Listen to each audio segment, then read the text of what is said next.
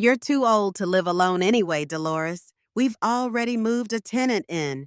Those words hit me like a physical blow. I stood on my own front porch, staring at my daughter-in-law Brittany through the doorway of the house I'd lived in for 40 years. The house my late husband Harold and I had built our life in. The house that was supposed to be my sanctuary. Brittany dangled a new set of keys in front of me, her perfectly manicured nails catching the afternoon light. Behind her, my son Derek wouldn't meet my eyes, his shoulders hunched like a guilty child. "But this is my house," I said, my voice trembling. "Harold left it to me." Brittany's laugh was cold. "Technically, Derek's name is also on some papers. We're just being practical about the situation. The rental income will help everyone." "Rental income?" My legs felt weak. "You rented out my home?" 3 months paid in advance, 4,500 a month. She smiled, but it didn't reach her eyes. "Don't worry, Mother. We've converted the garage for you. It has everything you need." My name is Dolores Whitmore, and at 68 years old, I never imagined I'd be locked out of my own home. 3 years ago, when Harold died suddenly from a stroke, I thought the hardest part of my life was behind me. How wrong I was. Harold had been an estate planning attorney for 35 years. He'd always told me, "Dolores, I've made sure you'll be protected." But grief has a way of making you forget the details. After the funeral, when Derek offered to help organize Dad's papers, I was grateful. I didn't know he was already planning this. We'd been married 40 years, Harold and I. I gave up my nursing career when Derek was born. Then Sarah came 3 years later. Harold worked long hours building his practice while I built our home. Every sacrifice felt worth it. We were creating something lasting, something to pass on. Derek, my firstborn, was 45 now, working in sales, or at least he had been until 6 months ago. That's when he and Brittany suddenly moved back from Phoenix, claiming they wanted to be closer to help me. "You shouldn't be alone, Mom," he'd said, and foolishly, I'd been touched by his concern. Brittany worked as a real estate agent, though I'd never seen her actually sell anything. What she did have was an eye for property values, and she'd been eyeing my 4-bedroom colonial in Westfield, New Jersey, since the day Harold died. $850,000. That's what she'd mentioned it was worth, casually, over coffee, the day after the funeral. Harold had left everything organized, or so I thought. There was a filing cabinet in his home office, filled with documents I'd never really examined. Derek had been so helpful, boxing everything up for safekeeping. He'd said the important papers were all with the lawyer, that I didn't need to worry about anything. My financial situation wasn't desperate, but it wasn't comfortable either. $2,100 a month from Social Security, plus a small savings account that seemed to shrink every month. When Brittany offered to help with the bills, showing me how to use online banking, I thought I was lucky to have such a caring daughter-in-law. The changes had been gradual. First, they'd suggested I move to the downstairs bedroom. "So you don't have to climb stairs, Mom." Then my things started migrating to the basement storage room. "Just decluttering," Brittany said. "You'll feel so much freer." Sarah, my daughter, was a doctor in Seattle. Between her practice and her own family, she rarely called. When she did, Brittany was always nearby, smiling, rubbing my shoulder, playing the devoted daughter-in-law. "Your mom's doing great," she'd tell Sarah. "We're taking such good care of her." Harold used to keep all our important documents in a fireproof safe in his office. He'd shown me the combination once, made me write it down. But after he died, when I'd gone to look for our insurance papers, the safe was empty. Derek said he'd moved everything to a safety deposit box, for security. He'd handle everything, he promised. I didn't need to worry. I should have worried. I should have remembered what Harold always said about keeping your own copies of everything. "Trust, but verify," he'd tell his clients. But Derek was my son, my baby boy. The child I'd sung to sleep, whose scraped knees I'd bandaged, whose college tuition we'd sacrificed to pay. How had it come to this? The transformation of my family began at Thanksgiving last year. Brittany had insisted on hosting, even though I'd cooked Thanksgiving dinner in this house for 4 decades. You deserve a break, Dolores, she'd said, but what she really meant was she wanted to be in control. That night, after the pumpkin pie, when Sarah was on FaceTime from Seattle and the grandchildren were playing in the next room, Brittany unveiled her family plan. "We need to be practical about assets," she announced, pulling out her iPad. "This house is too big for one person. Mom doesn't need all this space." I felt my cheeks burn. "This is my home, Brittany." "Of course it is," she said, her voice dripping with false sweetness. "But wouldn't you be happier with less to maintain? We could rent out a few rooms, use the income for your care." Derek stayed silent, pushing mashed potatoes around his plate. Sarah's face on the screen looked uncomfortable, but she didn't speak up either. "I have to go," she said suddenly. "The kids need to get to bed." After that night, Brittany started bringing people by. "Just networking," she'd say, but I'd catch her showing them around, pointing out potential and possibilities. One afternoon, I found her taking photos of my bedroom. When I confronted her, she laughed. "Just documenting things for insurance, Mom." The real shock came when I discovered she'd listed the house on Zillow as a potential rental property. My neighbor Ruth showed me on her phone. There was my home, my address, with "Inquire for availability" next to it. "This has to stop," I told Derek that evening. "Mom, Brittany's just exploring options. She wants what's best for everyone." "Best for who?" I demanded. That's when Brittany walked in, having heard everything. "We're family, Dolores. Don't be selfish. This house could provide for all of us." The financial manipulation started subtly. First, Brittany suggested adding Derek to my utility accounts for convenience.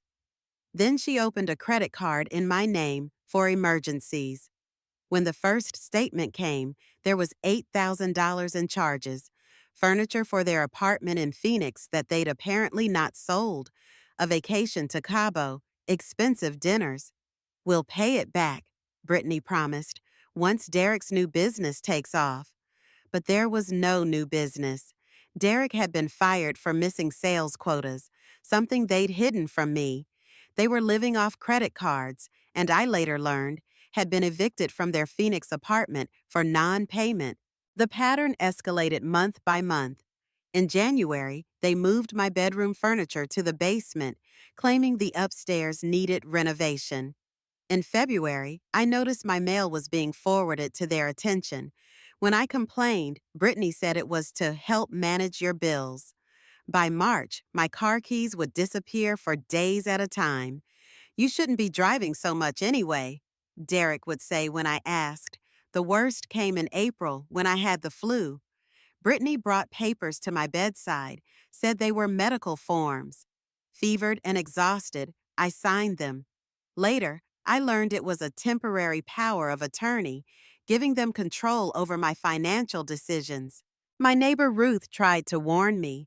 We'd been friends for 20 years, and she'd watched the changes with growing alarm. "Dolores, you look exhausted," she'd say over the fence. "Is everything all right?" But Brittany had an answer for that too. She started intercepting Ruth's visits, telling her I was resting or not feeling up to company.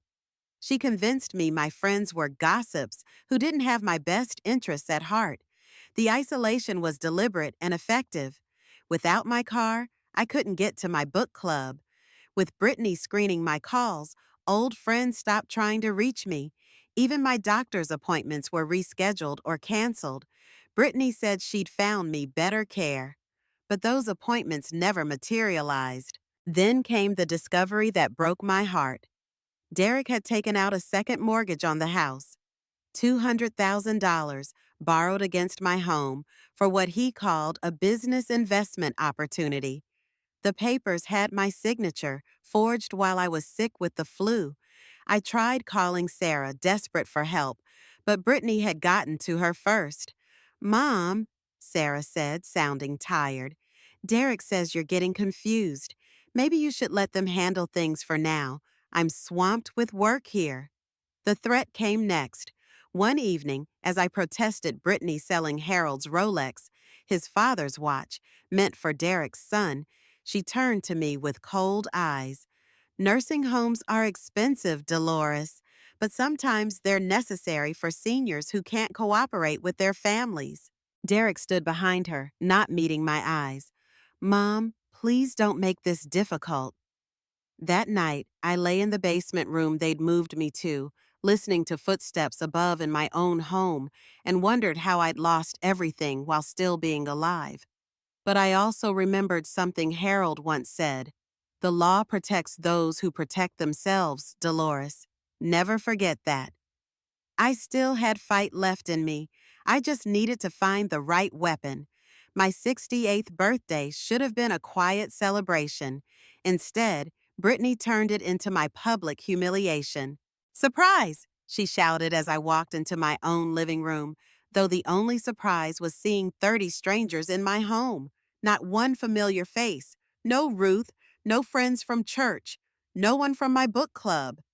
These were Brittany's people, real estate agents, property investors, her networking circle. Everyone, this is my wonderful mother-in-law, Dolores, Brittany announced into a microphone she'd rented for the occasion. A microphone, in my living room. We're celebrating her transition to a simpler lifestyle. I stood frozen as she continued her speech. As we age, we need to be practical about our living situations. That's why Derek and I have stepped up to help Dolores maximize her assets. The words hit me like slaps. Maximize my assets? She was talking about my home like it was a business opportunity. In fact, Brittany continued, her voice carrying through the room, we've already begun the transition. The upstairs bedrooms are now available for rent, generating income for Dolores's care. Applause. These strangers were applauding the theft of my home. One woman, dripping in gold jewelry, patted my arm. You're so lucky to have such a caring daughter-in-law. Most seniors struggle alone. This is my house, I said, my voice shaking. I haven't agreed to any of this. The room went quiet. Brittany's smile never wavered, but her eyes turned hard. She spoke into the microphone again. See, this is why family support is so crucial. Confusion is so common at this age. Derek, honey, help your mother to her seat. My son, my own son, took my arm and steered me to a chair in the corner. Mom, you're embarrassing yourself, he whispered. Please, just go along with it. Embarrassing myself? In my own home? I tried to stand, but Derek's hand pressed down on my shoulder. Not hard, but firm enough to send a message. Stay put. Brittany continued her presentation, actually pulling out a laptop to show renovation plans on my TV screen. My home had been reduced to floor plans and dollar signs. The garage conversion is already complete. A cozy studio space perfect for Dolores. She'll have her own entrance and complete independence. The entrance she was talking about was the back door through the garage, like a servant's entrance to my own home. A man in an expensive suit raised his hand. What about the legal aspects? Property transfer? All in progress, Brittany said smoothly. Derek's name is already on several documents, and we're working with Dolores to ensure a smooth transition. Working with me? They were working against me, and everyone in this room was witnessing it. Your daughter-in-law is a saint, another woman said to me. Managing all this must be so stressful for her. I couldn't take it anymore. I stood up, Derek's hand falling away. I need to use the bathroom. But when I reached the hallway, I heard Brittany telling the crowd, dementia runs in families.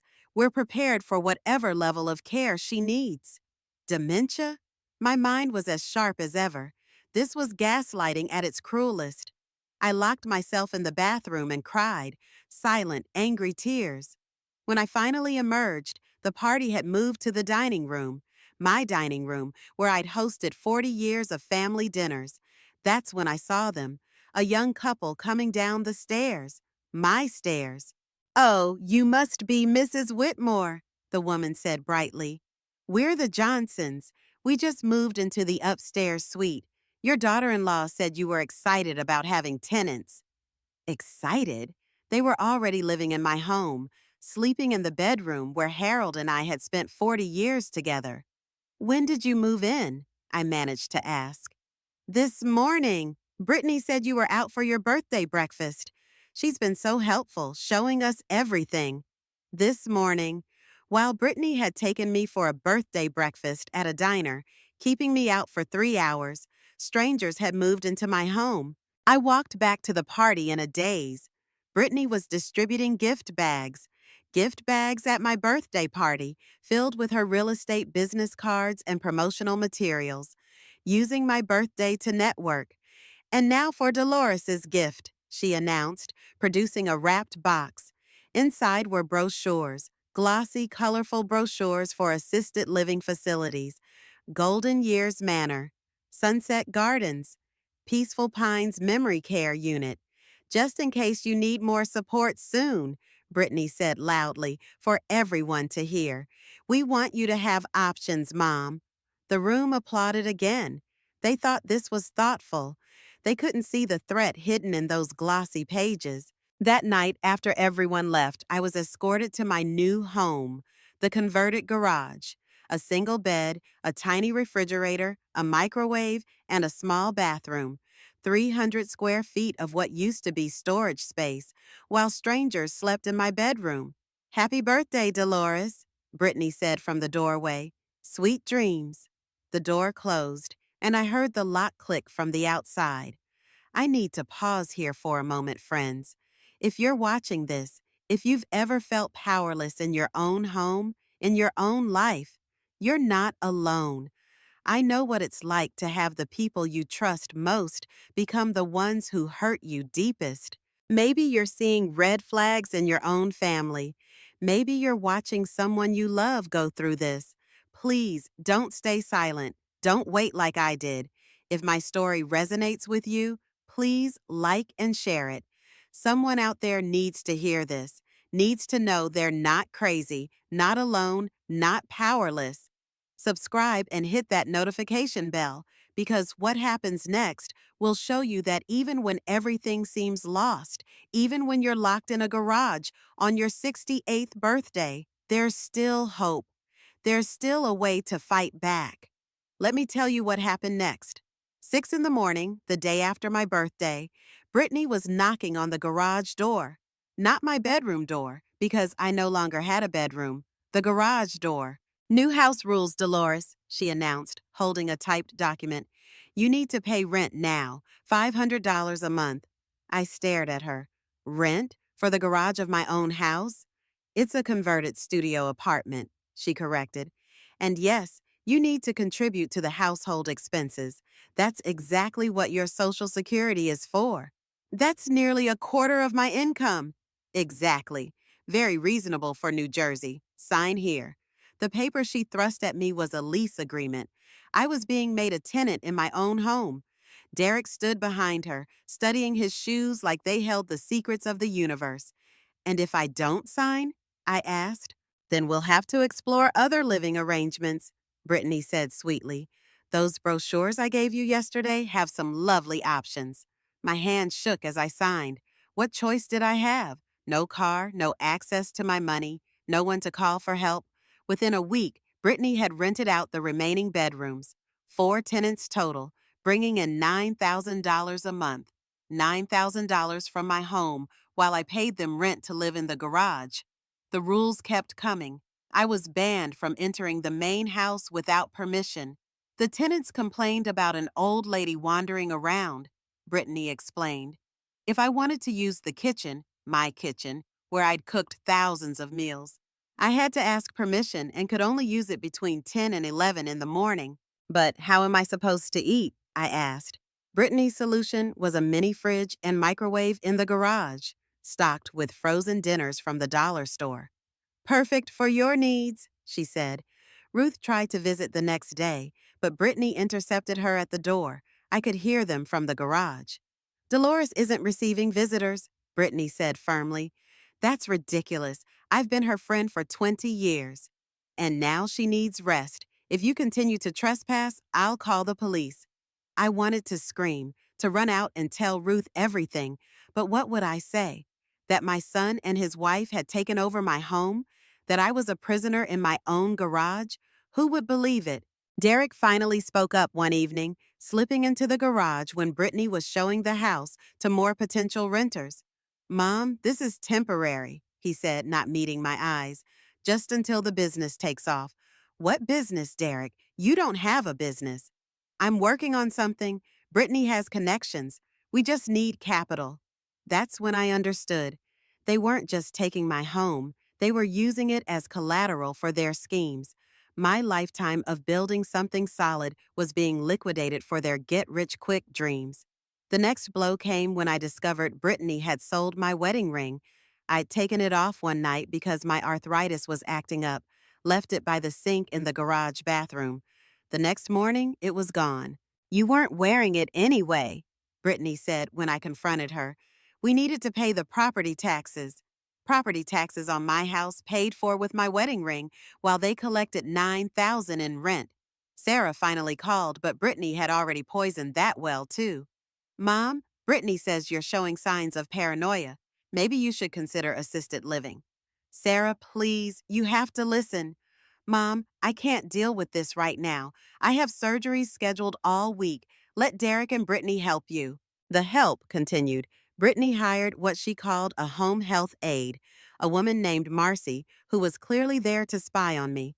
She reported everything: who I talked to, no one; where I went, nowhere; what I did, sat in the garage, growing older and more invisible by the day. For your safety, Brittany explained, we need to document any concerning behavior. I found cameras next, hidden in the garage, recording my every move. When I tried to cover them, Brittany uncovered them within hours. These are for fall detection, she said. At your age, we can't be too careful. My age. Everything came back to my age, as if turning 68 meant I'd lost the right to privacy, dignity, autonomy. The final straw came when I discovered Brittany had withdrawn $5,000 from my savings account. The account Harold and I had built over 40 years, meant for emergencies. Home improvements, she explained, though the only improvement I'd seen was a new BMW in the driveway. Hers, not mine. That night, Brittany and Derek had a conversation right outside the garage door, knowing I could hear every word. Just sign over the deed, Dolores, Brittany called out, or we'll have you declared incompetent. Derek's already talked to a doctor about your mental state.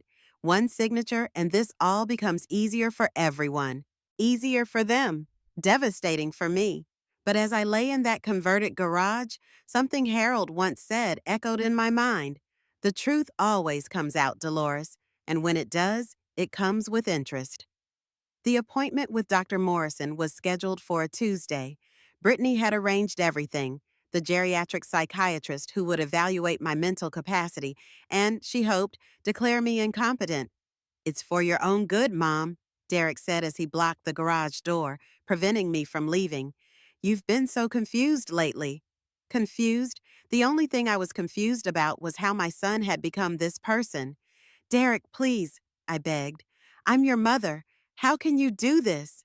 For a moment, his face softened. Then Brittany appeared behind him, and his expression hardened again. Don't make us call the authorities, Mom. Dr. Morrison's office was cold and clinical. Brittany had arrived early to brief him, and I could see in his eyes that he'd already formed opinions about me. But I wasn't going to make it easy for them. When he administered the cognitive tests, counting backward, remembering word lists, drawing clocks, I performed perfectly. My mind was sharp. It was my heart that was broken.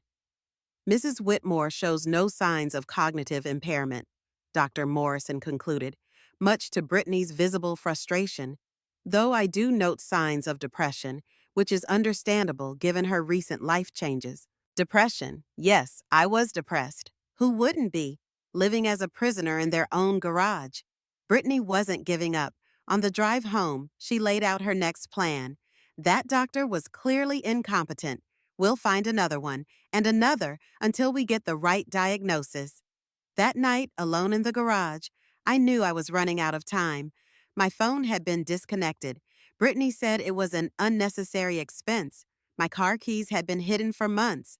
I was completely isolated. But then I remembered Harold's old business card holder was still in a box of his things. Mitchell Graves, his law partner for 20 years.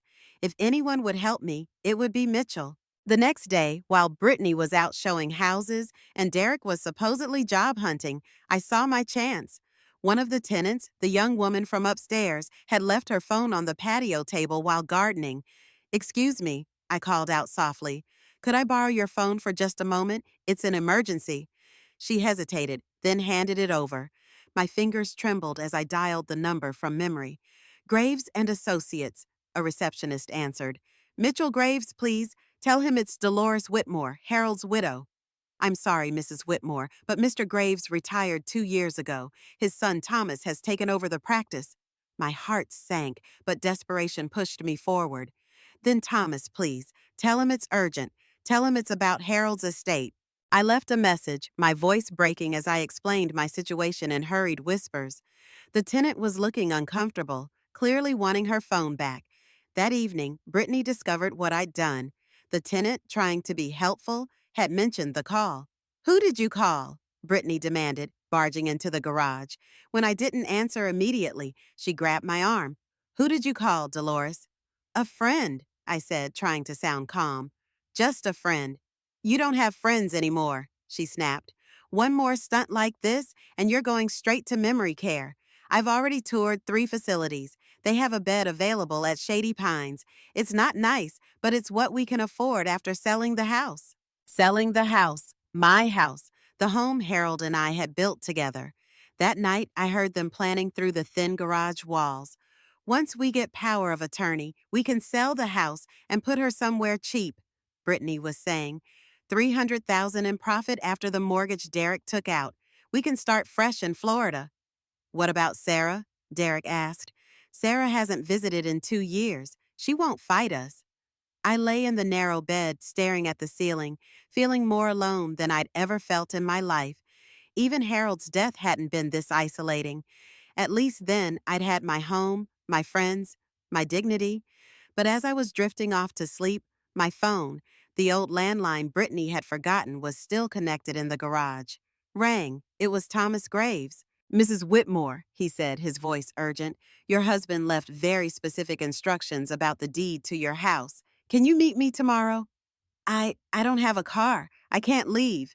"Then I'll come to you. And Mrs. Whitmore, don't sign anything. Nothing at all. Your husband was a very smart man." Thomas Graves arrived the next afternoon in a silver Mercedes, dressed in a sharp navy suit that reminded me of how Harold used to dress for court. Brittany was immediately suspicious when he rang the doorbell. "We're not interested in whatever you're selling," she said curtly. "I'm not selling anything," Thomas replied smoothly. "I'm here to visit an old family friend, Dolores Whitmore. My father was Harold's law partner for 20 years. Brittany couldn't refuse without looking suspicious, especially with 2 tenants watching from the yard. She led him to the living room, the first time I'd been allowed in there in months. "Act normal," Thomas whispered as he hugged me in greeting. "Your husband was brilliant." We sat on my couch, the one I'd picked out 15 years ago, while Brittany hovered nearby, pretending to dust furniture that was already spotless. "I was going through some of Dad's old files," Thomas said conversationally, "and I found something interesting about Harold's estate planning." Brittany's dusting slowed. "You see, Harold set up something called a life estate deed for this property. Do you know what that means, Mrs. Whitmore?" I shook my head, though my heart was racing. "It means you have the absolute right to live in this home until your death. No one, and I mean no one, can evict you, rent out portions without your written consent, or force you to relocate." Brittany dropped her dusting cloth. "That's impossible. Derek's name is on the deed. As a remainder beneficiary," Thomas explained calmly. "He inherits after Mrs. Whitmore's death, but until then, she has complete control. Any violation of her life estate rights has serious consequences. What kind of consequences? Derek asked, appearing in the doorway. Thomas smiled, but it wasn't friendly. Complete forfeiture of inheritance rights. If anyone tries to force Mrs. Whitmore from her home or profits from it without her consent, they lose everything. The room went silent. I could see Brittany's mind racing, calculating. Furthermore, Thomas continued, pulling out his phone, Harold left a video testimony explaining everything. Would you like to see it? Before anyone could answer, he hit play. Harold's face appeared on the screen, and my eyes filled with tears. He looked healthy, vibrant. This must have been recorded just months before his stroke. If you're watching this, Harold said, it means someone is trying to take advantage of my wife, Dolores. I suspected this might happen, which is why I took precautions. Brittany stepped closer, her face pale. Harold continued, I've established an ironclad life estate that cannot be challenged. Any attempt to remove Dolores from our home, rent it without her written consent, or coerce her into signing away her rights will result in immediate forfeiture of all inheritance. This is fake, Brittany said weakly. It's been notarized, filed with the county, and witnessed by 3 attorneys, Thomas said, including my father. But Harold wasn't done. I've also documented some concerning behavior from my daughter-in-law, Brittany Whitmore, including discrepancies in her real estate credentials and some questionable financial dealings. Brittany's face went from pale to ashen. All of this evidence has been sealed with the court, to be released only if my wife's rights are violated. Thomas paused the video and pulled out a folder. Mrs. Whitmore, these tenants need to be evicted immediately. Their leases are illegal. The $9,000 in rent that's been collected belongs to you, and the $5,000 withdrawn from your account, that's theft. You can't prove anything, Brittany said, but her voice was shaking. Actually, I can, Thomas said. Your neighbor, Ruth, has been documenting everything. She's photographed the tenants, recorded your threats from over the fence, and kept a detailed log of Mrs. Whitmore's isolation. Ruth, my dear friend Ruth, had been watching out for me all along. There's more, Thomas said, turning to me. Harold set aside $200,000 in a separate trust that only you can access. It's been generating interest for 3 years. Brittany and Derek can't touch it. For the first time in months, I felt something other than despair. Hope. This is ridiculous, Brittany sputtered. We've been taking care of her. Taking care? Thomas pulled out more papers. I have bank records showing systematic financial abuse. You've stolen nearly $40,000 if we count the illegal rent. Derek sank into a chair, his head in his hands. Dad knew. He knew everything. He suspected, Thomas corrected, and he protected his wife. Now, you have 24 hours to move out of Mrs. Whitmore's house. The tenants have 30 days to vacate, and if you don't comply, criminal charges will be filed. Brittany's mask finally cracked completely. You can't do this to us. Watch me, Thomas said. Your husband's father was a brilliant attorney, Mrs. Whitmore. He made sure you'd be protected. The next morning, a process server arrived at 7 sharp. Brittany answered the door in her silk robe, and I watched from the garage as her face transformed from annoyance to shock to pure rage. Cease and desist order, violation of life estate deed, was written in bold letters across the top of the legal documents. She stormed into the garage, waving the papers. What did you do, you ungrateful witch?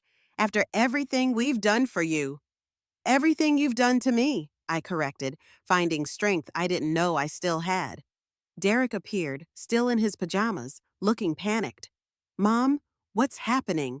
Your father protected me, I said simply. He knew this might happen. The tenants were confused when they received their own notices. The young couple who'd taken over my bedroom came to find me. Mrs. Whitmore, we don't understand. Brittany said you wanted us here. She said the rental income was helping with your medical bills. I don't have medical bills, I told them, and I never agreed to any of this. You've been paying rent to live in my home without my consent. Thomas arrived an hour later with a paralegal and a witness. Brittany tried to block the door. You're not welcome here, she said. Actually, Thomas replied calmly, this is Mrs. Whitmore's house, and she's invited me. You, however, are here illegally. Stand aside or I'll call the police for obstruction. The threat of police made Derek finally act. Brittany, stop. We could go to jail. Shut up, Derek, she snapped. Your mother is destroying our future. No, I said, standing straighter than I had in months. You destroyed your own future when you decided to steal from me. Thomas laid out the evidence on my dining room table, my table, which I hadn't sat at in 6 months. Bank records showing $13,000 in unauthorized withdrawals, $27,000 in illegal rent collected over 3 months, photos and recordings Ruth had gathered documenting elder abuse. This is enough for criminal prosecution, Thomas said. Fraud, elder abuse, false imprisonment.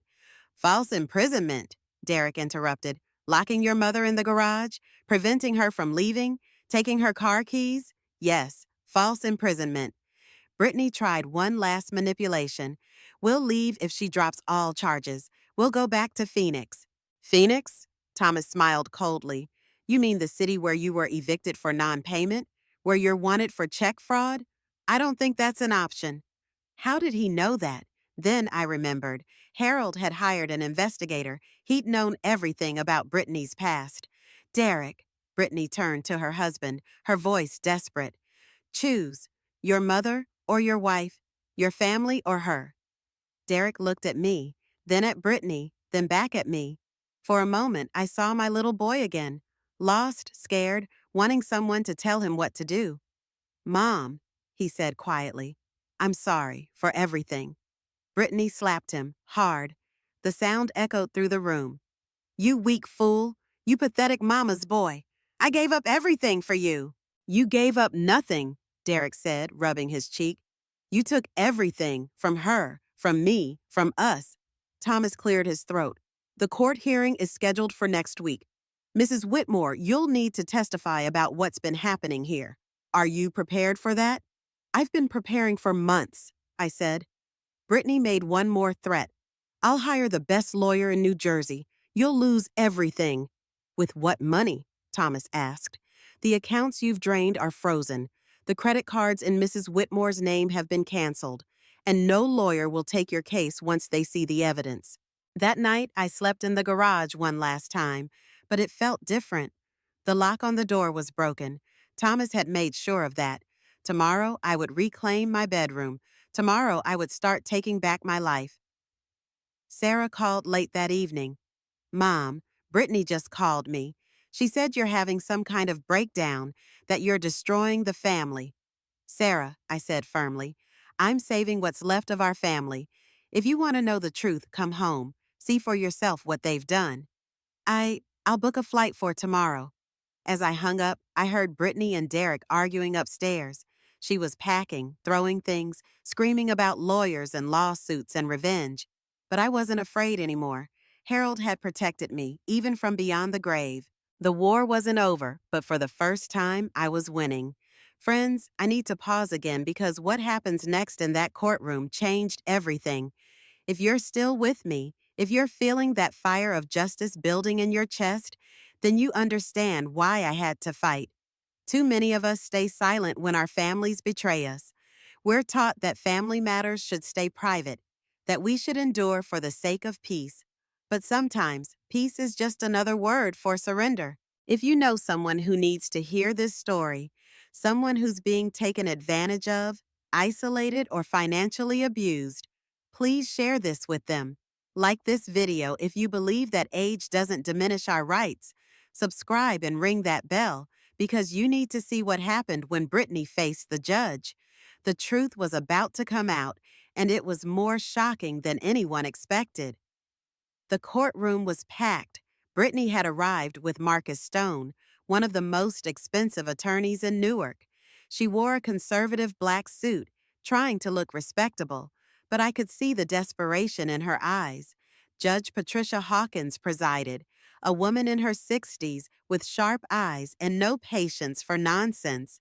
Thomas had told me she was known for being tough but fair. Marcus Stone stood first, his voice smooth and confident. Your Honor, My client has been caring for Mrs. Whitmore, who's been showing clear signs of diminished capacity. The family was simply trying to manage a difficult situation.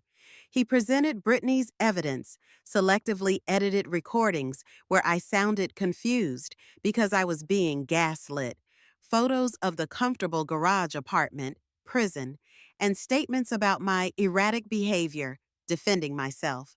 Judge Hawkins listened, her expression neutral. Then she turned to Thomas. Counselor? Your Honor, we'd like to present video evidence that will clarify everything. The bailiff dimmed the lights, and Harold's face appeared on the courtroom screen. My Harold, looking directly at the camera, speaking clearly and deliberately. I, Harold Whitmore, being of sound mind and body, am recording this on March 15th, 6 months before my death. I'm creating this record because I have serious concerns about my daughter-in-law, Brittany Whitmore. Brittany shifted in her seat. Marcus Stone's confident expression faltered. I've recently discovered that Brittany has been misrepresenting herself as a licensed real estate agent. Her license was revoked 3 years ago for fraud, something she's hidden from my son and our family. Gasps rippled through the courtroom. Derek, sitting behind Brittany, looked stunned. Harold continued, I've hired a private investigator who's uncovered a pattern of elder financial abuse in Phoenix, where Brittany targeted 3 elderly clients, stealing deposits for homes that were never sold. The victims were too embarrassed or frightened to pursue charges. Objection! Marcus Stone stood. This is hearsay. Sit down, counselor, Judge Hawkins said sharply. This is a properly executed video testament. Continue the recording. Harold's next words changed everything.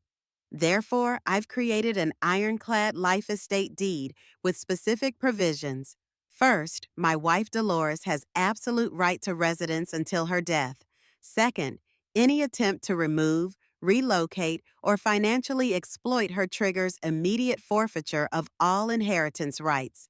Third, any unauthorized use of the property constitutes criminal fraud. But then came the real bombshell. Furthermore, I've documented that the $200,000 my son Derek borrowed against the house was obtained through forged documents. I discovered this, but chose not to pursue charges to protect my son. However, if this video is being played, it means they violated Dolores's rights, and all protections are void. Derek stood up. Dad, no, I didn't forge. Brittany said you approved. Sit down, Mr. Whitmore, the judge ordered. The video continued. All evidence has been provided to Thomas Graves's firm, including documentation of Brittany's previous frauds, the forged loan documents, and recordings of Brittany discussing plans to remove the old woman once I'm gone. That's a lie, Brittany shouted. Harold's final words were devastating. Derek, if you're watching this, you chose wrong. Your wife is a predator, and you became her accomplice. Your mother deserved better from you. The house and my entire estate now belong solely to Dolores and Sarah. You forfeited everything. The video ended. The courtroom was silent except for Derek's quiet sobbing. Thomas stood. Your Honor, we also have current evidence. He presented the bank records, the illegal rental agreements, the documentation Ruth had gathered. $40,000 stolen, illegal imprisonment, elder abuse, and now we can add forgery and fraud to the charges. Judge Hawkins looked at Brittany with disgust. Mrs. Brittany Whitmore, you're remanded to custody immediately on charges of elder abuse, fraud, forgery, and false imprisonment. No! Brittany tried to run, but the bailiff caught her. This isn't over. That video is fake. I'll prove it. Marcus Stone was already packing his briefcase, distancing himself from his client. Mr. Derek Whitmore, the judge continued, you're released on your own recognizance pending further investigation, but you're ordered to have no contact with your mother unless she initiates it. Derek looked at me, tears streaming down his face. Mom, I didn't know. I swear I didn't know about the forgery. She told me Dad approved the loan. She handled everything. I wanted to believe him, but trust, once broken, is hard to rebuild. Judge Hawkins's final ruling was everything Thomas had promised. Mrs. Dolores Whitmore is restored to full control of her property. All tenants must vacate within 30 days. All stolen funds must be returned with interest. Mrs. Brittany Whitmore is prohibited from coming within 500 feet of Mrs. Dolores Whitmore. As Brittany was led away in handcuffs, she screamed, "You'll pay for this, Dolores. You'll die alone. Derek, don't let her do this to us." But Derek wasn't listening to her anymore. He was staring at the blank screen where his father's face had been, finally understanding the depth of his betrayal. Sarah had arrived during the hearing. She ran to me, tears in her eyes. "Mom, I'm so sorry. I should have listened. I should have come home." The courtroom erupted in applause as I walked out, my head held high.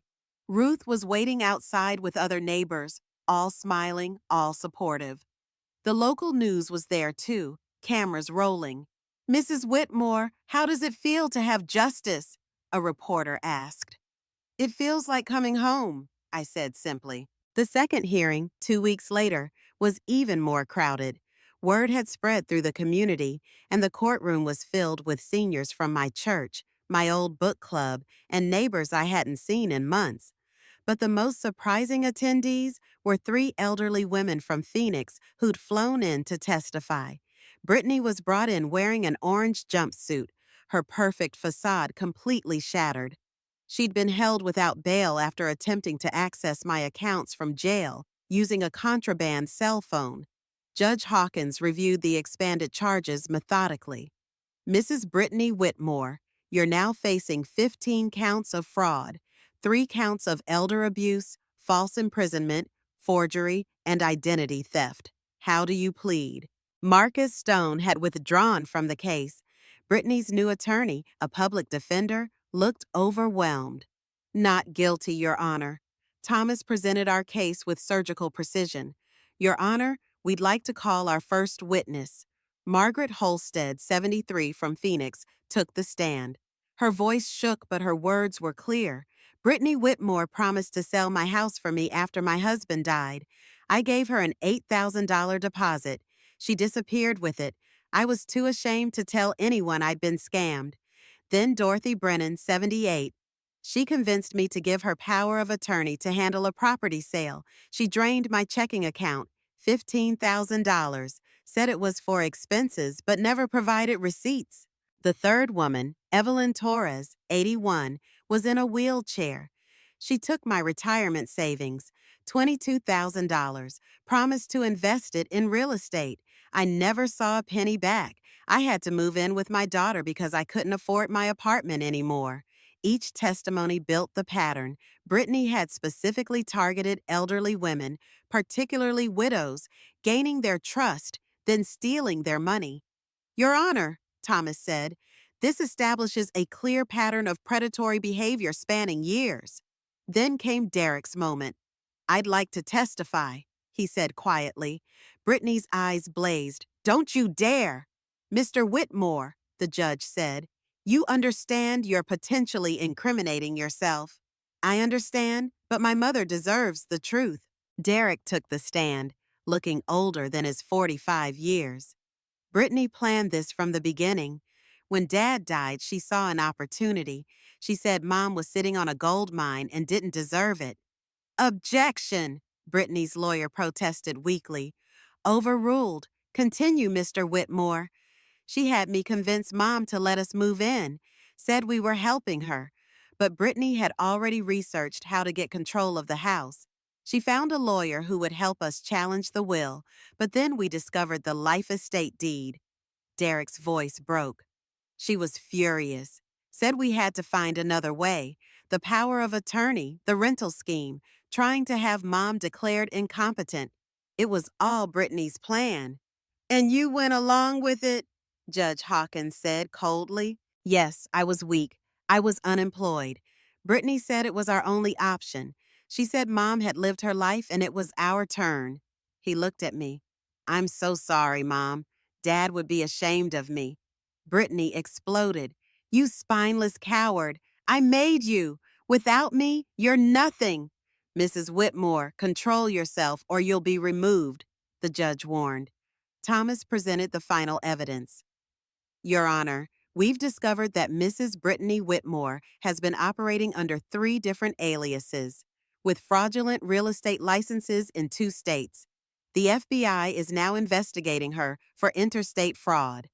The FBI? This was bigger than even I had imagined.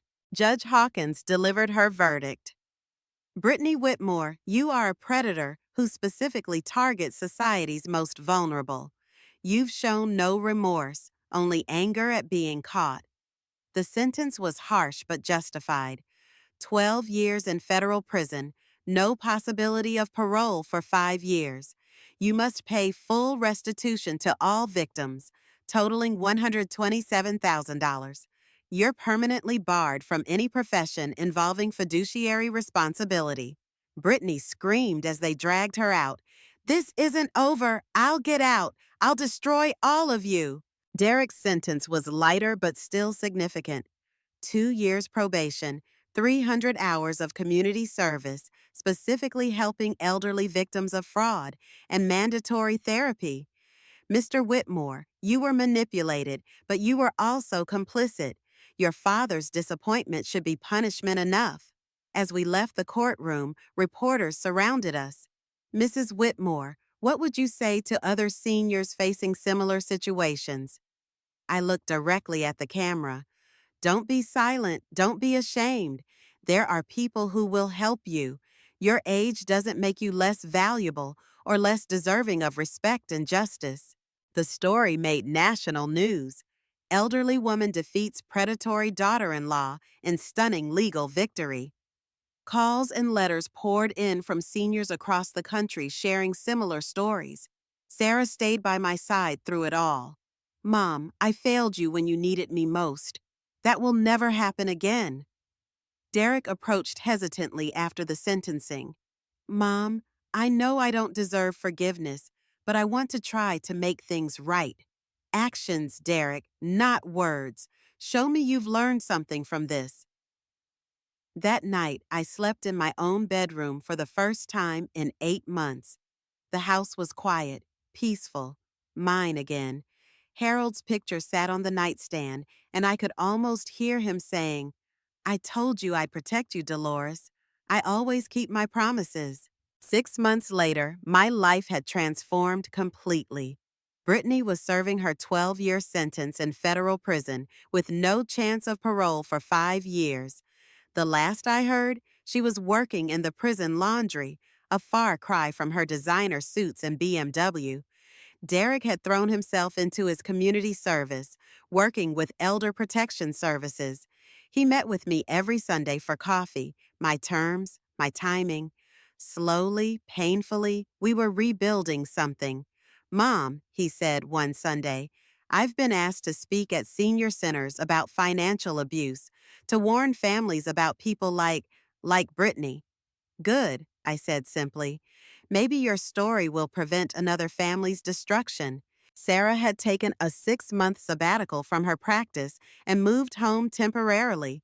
We cooked together, laughed together, and she helped me modernize my life in ways I'd never imagined. Mom, you need to tell your story wider, she said one evening. Start a blog or something. That's how Never Too Old to Fight Back was born. Within 3 months, I had 50,000 followers. Seniors from across the country shared their stories, sought advice, and found community. I wrote about recognizing abuse, understanding your rights, and finding the courage to speak up.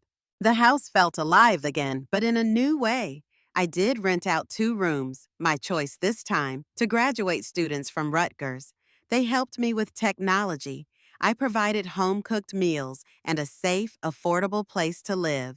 The rental income, properly managed and in my control, covered all my expenses with plenty left over. The $200,000 Harold had protected in the trust became the seed money for the Dolores Whitmore Foundation.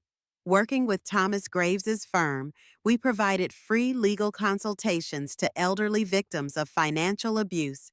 In 6 months, we'd helped 12 seniors reclaim their homes, their money, and their dignity. Ruth and I started the Wisdom Warriors, a social club that was really a support and education network for seniors. We met weekly, 30 members strong and growing, sharing resources about everything from Medicare benefits to recognizing scam calls to understanding estate planning. "You've become an activist," Ruth laughed one day. "Who would have thought?" "Harold would have," I replied, and I knew it was true. My 69th birthday was everything my 68th hadn't been.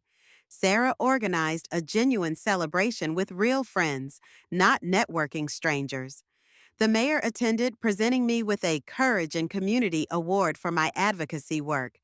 Derek helped with setup, staying in the background, understanding he hadn't earned the right to more yet. The local news ran a follow-up story. From Victim to Victor, how Dolores Whitmore became a champion for elder rights. They interviewed some of the seniors I'd helped, and their gratitude made me cry. But the most meaningful moment came when I was cleaning out Harold's office, really cleaning it, not just moving boxes. I found a letter he'd written but never sent, dated a week before his stroke. "My dearest Dolores, if you're reading this, it means I'm gone and you've discovered the protections I put in place. I know you're probably angry that I didn't tell you about Brittany, but I didn't want to poison your relationship with Derek unless necessary. You are stronger than you know, my love. You've always been the real foundation of our family. I just built the legal framework around your strength. Live your life fully. Don't just survive, thrive. You have so much to give this world. All my love, always, Harold." I framed that letter and hung it in my office. Yes, I had an office now, where I wrote my blog posts and coordinated foundation activities. The tenants who'd unknowingly participated in Brittany's scheme had all apologized and moved out within the required 30 days. One couple still sends Christmas cards, thanking me for handling the situation with grace and not pursuing them legally since they'd been deceived too. The house was mine again, but more importantly, my life was mine. I wasn't just restored to where I'd been before. I was transformed into someone stronger, someone with purpose beyond my own survival. Derek continued his journey of redemption. He'd found a job, a modest apartment, and was slowly paying restitution. He'd also started therapy, finally addressing the weakness that had let him be manipulated so completely. "I'm learning to stand up for myself," he told me one day, "and for others, the way Dad would have wanted, the way you did." "Keep learning," I said. It wasn't forgiveness yet, but it was a beginning. My story had rippled out in ways I never expected. 3 states had strengthened their elder abuse laws citing my case. The FBI had opened investigations into similar schemes nationwide. And every day, I received messages from seniors who'd found the courage to fight back because of what I'd shared. To everyone watching this, especially those of you who are my age or older, I need you to understand something fundamental. You are not a burden. You are not disposable. You are not less valuable because you've lived more years. Your house is yours. Your money is yours. Your life is yours. These aren't privileges that diminish with age. They're rights that remain until your last breath. I learned the hard way that family can become your greatest threat. We're taught to trust unconditionally, to sacrifice endlessly, to keep family matters private. But silence in the face of abuse isn't loyalty. It's enabling. Love doesn't mean accepting exploitation. Blood relation doesn't grant anyone the right to steal your dignity, your home, or your future. Watch for the warning signs: sudden interest in your finances, pressure to sign documents, isolation from friends and support systems, being made to feel guilty about your assets, and especially the phrase, "it's for the family." These aren't acts of care. They're tactics of control. If someone tells you you're being selfish for protecting what's yours, remember, you spent a lifetime building what you have. You sacrificed, saved, and planned. That doesn't become communal property just because you've reached a certain age. To the adult children watching, your parents' assets are not your inheritance in waiting. They're not your emergency fund, your business capital, or your solution to poor financial planning. Your parents raised you, educated you, and launched you into the world. Their job is done. What they have now is theirs to use, enjoy, and distribute as they choose. One day, you'll be old too. The way you treat your parents is the model you're setting for your own children. Karma isn't just a concept, it's a guarantee. What saved me wasn't just Harold's foresight, though I'm forever grateful for that. What saved me was finally finding my voice, refusing to be silenced, and discovering that there were people ready to help once I asked. Thomas Graves, Ruth, the judge, the other victims who came forward, they all played a part in my justice. But the first step was mine. I had to decide I was worth fighting for. If you're in a situation like mine, document everything. Tell someone, a trusted friend, a lawyer, a social worker. Call Adult Protective Services. Contact legal aid. There are resources available, but they can't help if you don't reach out. Don't wait for someone else to save you. The power is already yours. You just have to claim it. I'm Dolores Whitmore. I'm 69 years young. I own my home free and clear. I control my finances completely. I found purpose in helping others reclaim their power, and I'm proof that it's never too late to fight back. Harold always said I was stronger than I knew. He was right, and so are you. We're not done yet. We're not invisible. We're not powerless. We're just getting started.